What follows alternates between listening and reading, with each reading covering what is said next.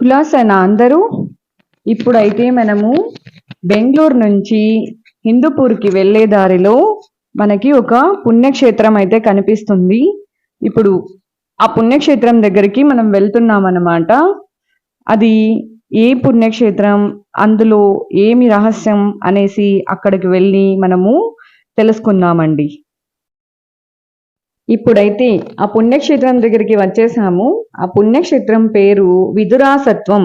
ఇక్కడ అశ్వత్ నారాయణ స్వామి మనకు దర్శనమిస్తారన్నమాట. ఈ విదురాసత్వానికి ఆ పేరు ఎలా వచ్చింది? విదురాసత్వానికి ఆ పేరు ఎలా వచ్చింది అంటే మనకి మొదట మహాభారతం గురించి తెలియాలన్నమాట. మహాభారతంలో విదురుడు చాలా తక్కువ మందికి తెలుసు అన్నమాట.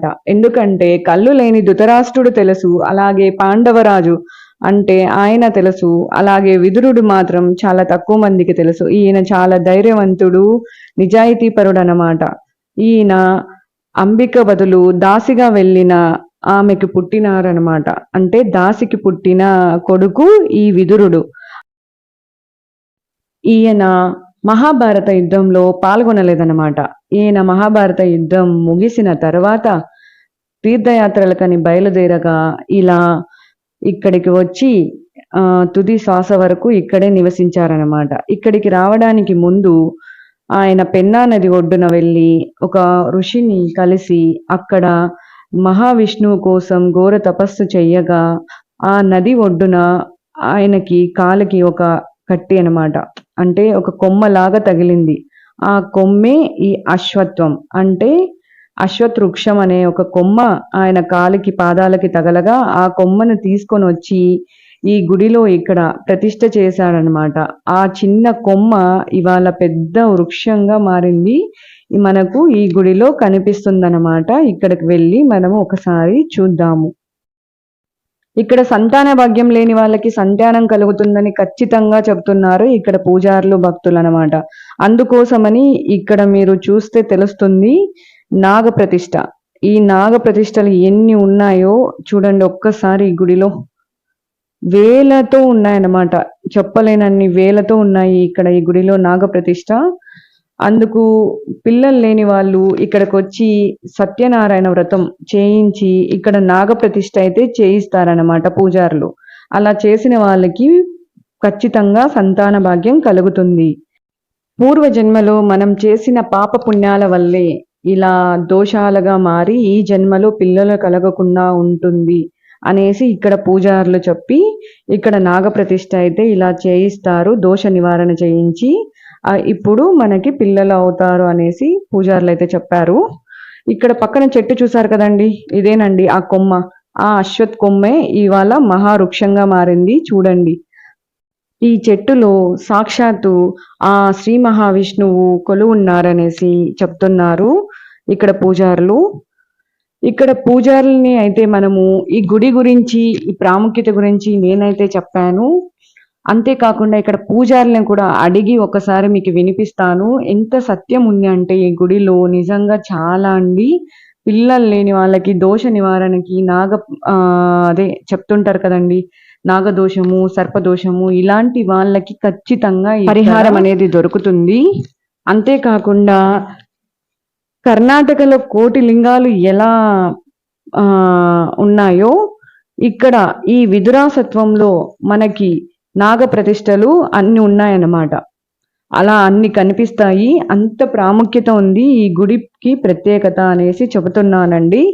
నేను చెప్పేదానికన్నా పూజారి మాటల్లోనే మీరే వినండి ఒక్కసారి.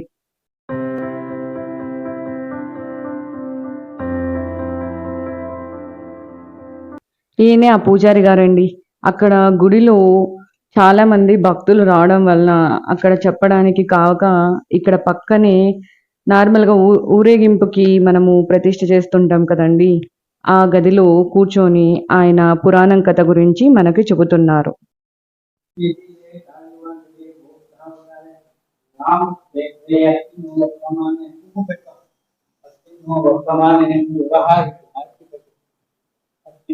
वर्तमाने व्यवहारिके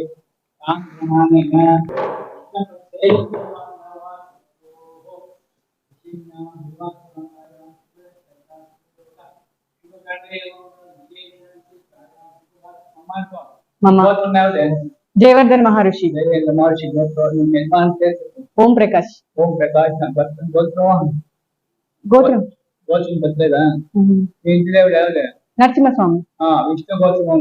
విష్ణు గోత్రం. శని పేరు చెప్పు. క్రాంతి. క్రాంతి. నక్షత్రం చెప్తాను నీకే. రేవతి నక్షత్రం. ఈ కాదా? ఆ నక్షత్రం. ఆ, సార్. జాతక చెప్పు. ఆత్మాకం.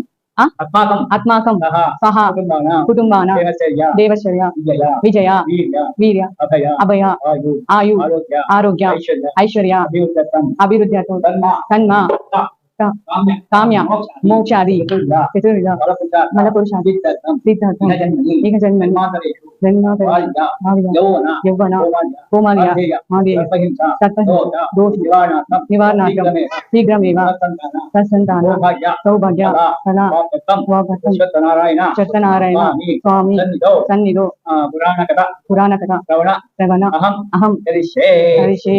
ఇది విరాశత్వమని పేరు దీనికి. ఆ స్వామి.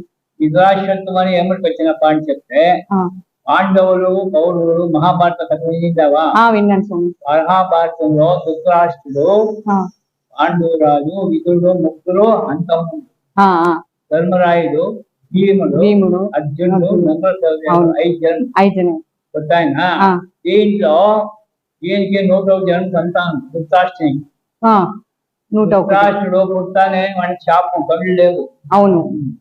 పాండురాజు వేటకి పోయినవిడా ఆమె చెప్పి వాడు పెళ్ళాం పట్టుకుంటే వాడు భస్మ అయిపోతాడు, వాడికి శాపం, వాడు భస్మ అయిపోతాడు. ఆమెకి విదురుడు వాళ్ళు అంతమందు.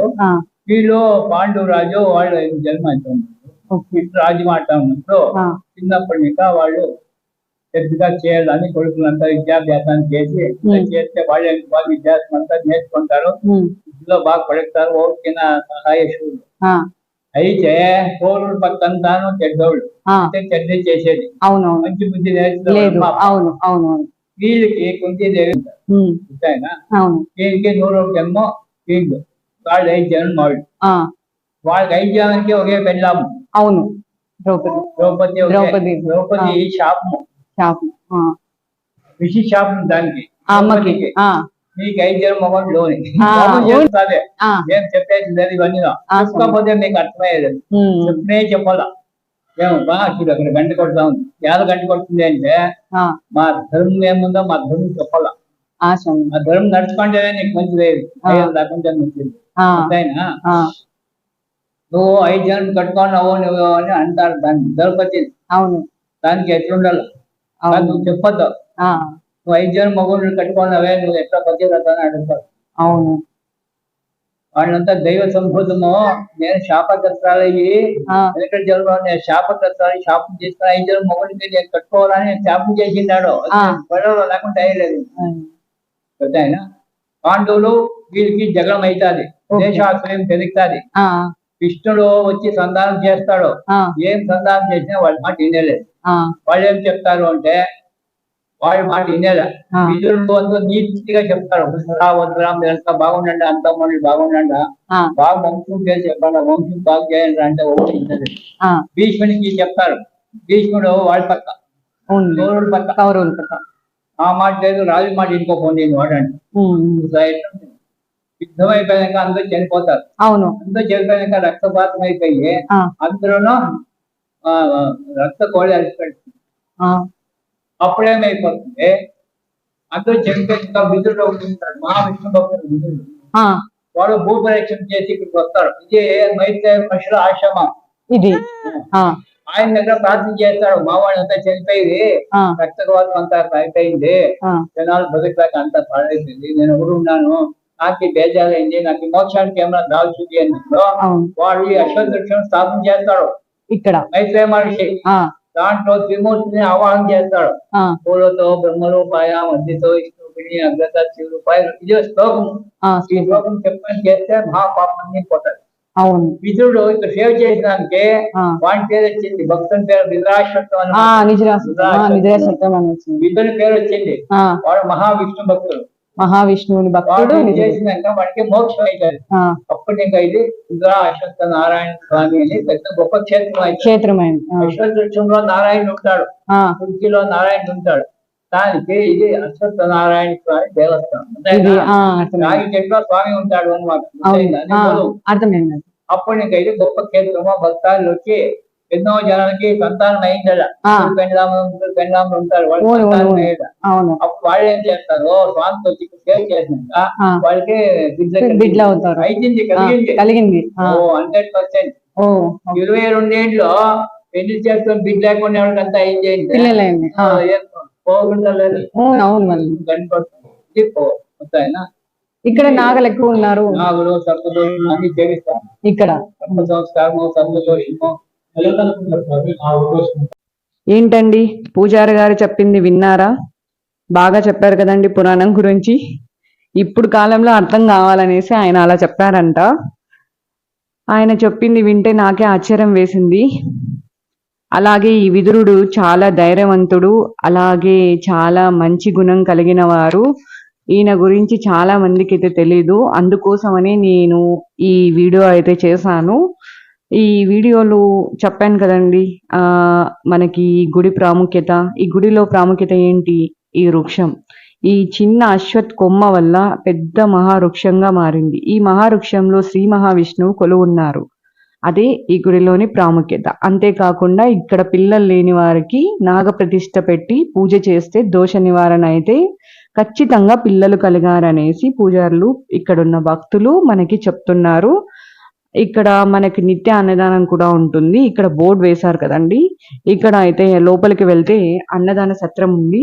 ఇక్కడ మనకి భోజనం దొరుకుతుందన్నమాట. ఇక్కడ ఇంకా బయట కార్ పార్కింగ్ అన్ని మనకి ఉన్నాయి.